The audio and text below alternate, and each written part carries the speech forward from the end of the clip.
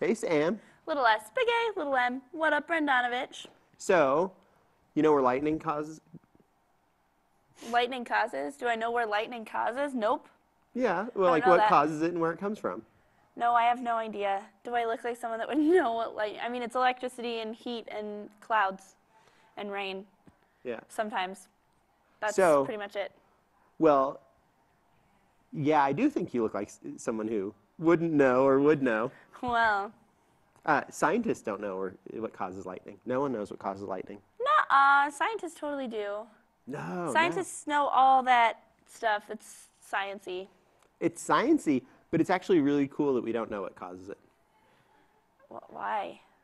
because it gives us something unknown and pretty common that like everyone's like curious about. Gives us like work we can do to investigate and see what causes it. And imagine when we figure out what causes it, what kind of things we will know then that are unknown at the present time.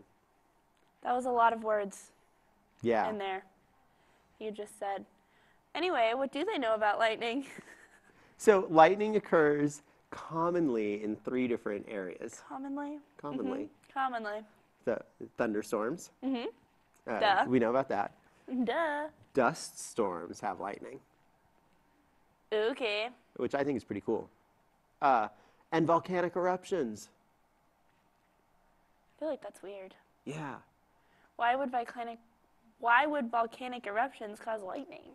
Well, whatever is happening in thunderstorms that causes lightning is Uh-huh. also happening in the volcanic eruptions. And I always love seeing pictures. I've never seen an eruption myself, but I love seeing Me pictures of neither. eruptions that have lightning Yeah. all around them. Well, I grew up, on the Pacific Rim, as did you. Yes, that's true. So I feel like volcanoes, that was always like a big part of school. Yeah. Growing up was always, well, we live on the Pacific Rim, so volcanoes and all that stuff. I Yeah. remember that part of science. So there's definitely, you have water and ice particles, and in dust storms you'd have dust, and in volcanic eruptions you'd have other particles Uh-huh. colliding with each other, Yeah. and they are releasing charged particles when they Yeah. do that.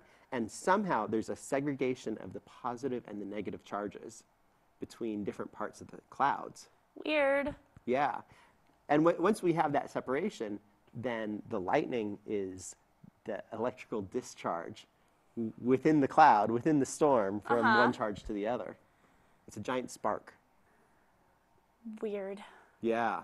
That's crazy. Have you ever been hit by lightning? No. You seem like someone that would have I, been. I've known people who know people who've been struck by lightning. So you have been struck by lightning by association? Is that what you're trying to say? I wish. Yeah, So- I know you did.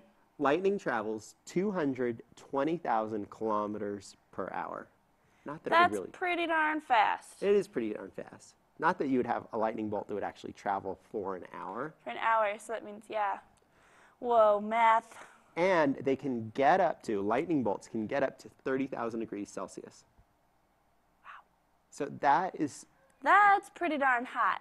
that's hot enough that when it strikes sand, the silica can melt and cause new formations. I was going to make a really cheesy, girly reference, but yes, I did know about that. Yeah? Yeah, I actually did. For all you viewers out there, if you can think of the cheesy, girly movie reference that I'm thinking of with lightning striking sand, kudos to you. Type it out on scientificstation.com because it would be awesome.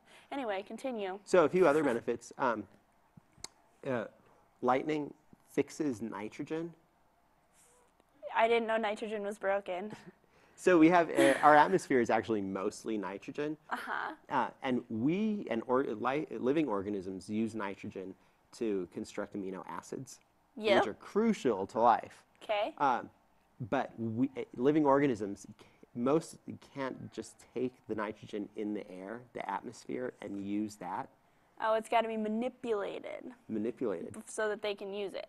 So lightning is one of the ways Okay. that manipulates that nitrogen so that we can use it. There are a few biological processes that do that too. Well, lightning is just getting niftier and niftier. Also, lightning it causes ozone to be formed. Good. I destroyed a whole bunch of that with some hairspray earlier. And So we need more lightning out Well, there. and ozone has two different uses that we're used to. Close to the ground at our level, it's actually a pollutant and contributes to smog. Further up in the atmosphere is where it provides UV protection. Yeah. But ozone provides a fresh smell. So if you've ever noticed a different smell in the air after a lightning storm, you're smelling the ozone from the lightning. That is crazy cool knowledge up in here. I had no idea about any of that. And people buy little ozone makers to put on their desks, and it provides like a fresh odor killing. It's the same idea as trying to recreate what lightning does. How effective it is, I don't know. Interesting. We should look into that. We should look into that. Absolutely. So they should have a lot to tell us on scientificstation.com. This is a lot of lightning information. And you got it out here lightning fast. I know. They just keep coming. I don't know where they come from. Anyway, so send us your thoughts, questions, comments, concerns. If you think he's been struck by lightning, I need to know. I think he has. At scientificstation.com.